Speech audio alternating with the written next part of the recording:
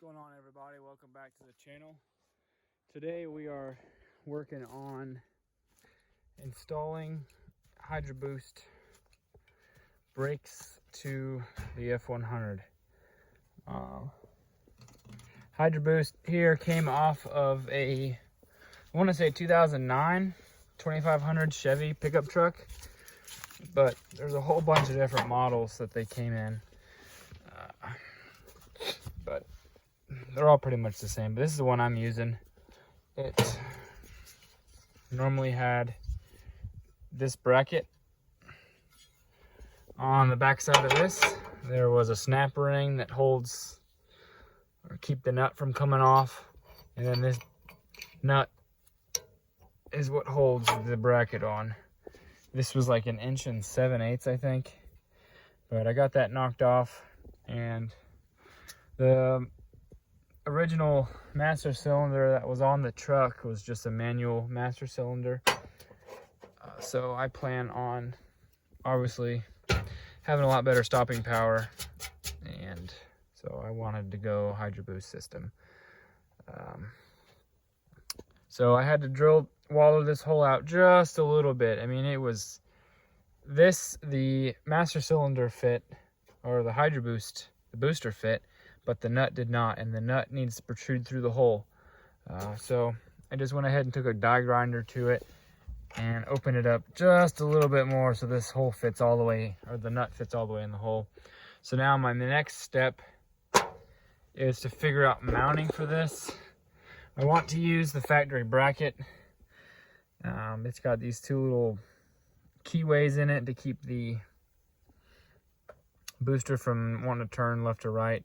So I want to stick to using these, but obviously these holes aren't going to line up and everything else with that. So my plan is to cut these studs off and then cut this bracket down to figure out exactly where I need this thing to be, and then I will just drill some new holes and then get this placed into place, and then mark the holes where I need to drill on the firewall. So that'll be the first step. After that, I'm gotta figure out how to get this the rod onto the factory pedal assembly. I may end up using the Ford rod that was originally in the truck, but we'll figure that out when we get here.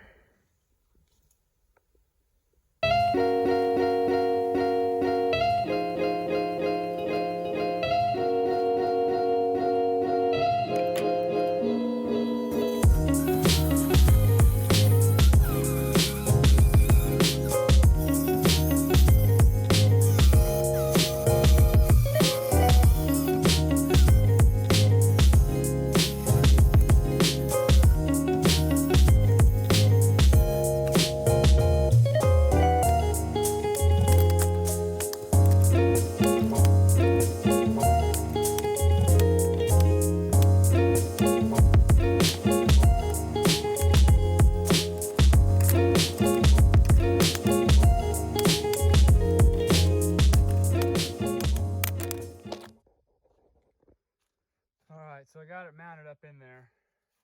Took a bunch of back and forth with the grinder and cutoff wheel and everything else, but just got it bungeed up there right now. But I do got the holes marked where the master cylinder sitting level. So now the next step would be to drill the firewall. Once that's done and bolts can successfully go through it, my plan will be to bolt it down nice and tight and get the welder over here and tack in the nuts so they no longer move again, kind of basically how they were before, some studs. Well, tack in the bolts, I should say, and then pull it back off and weld it all up and clean up the bracket, get all the burrs and stuff off of it, and get all this painted and whatnot, just so it doesn't look like this. But I probably Should have waited because I plan on running an automatic column. I've got to find one first, but I don't. This was a 3 on the tree truck, and I don't want to have all that stuff there, and this is all going away, so I probably won't solid mount that completely until I get a new steering column in, and then that'll go on top of it. But let's drill some holes and see what happens.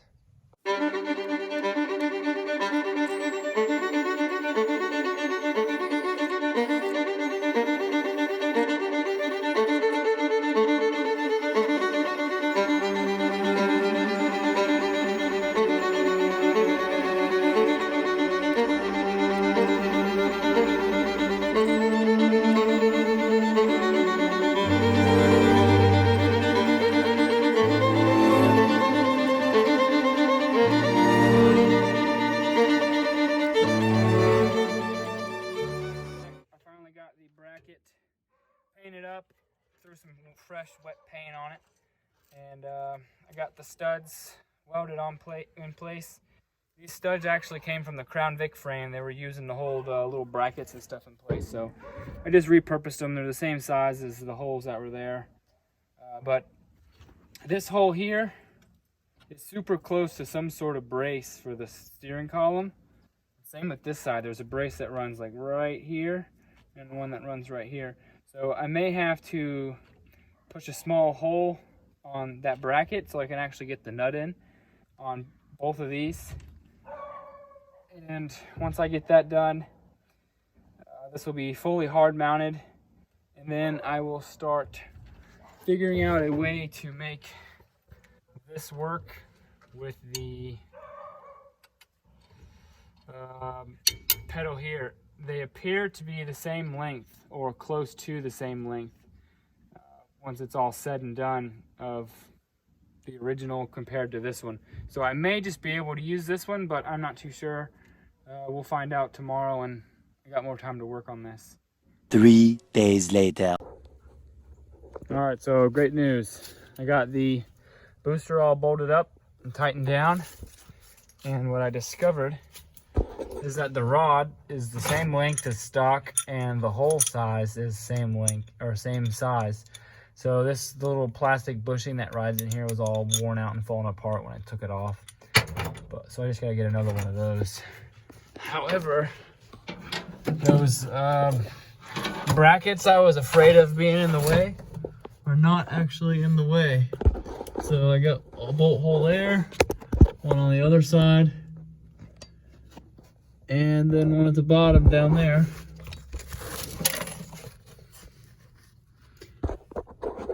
And when you pull the brake pedal all the way up, it lines up perfectly with the hole. So I'm gonna get one of those plastic bushings and get all this hooked up and bolted up, and that was a lot easier than I was expecting. But for reference, this came out of a 2011 Chevy 2500 pickup truck. So if you're the type of guy that doesn't care to have mixed brands in your Ford, then by all means, this was a pretty straightforward build.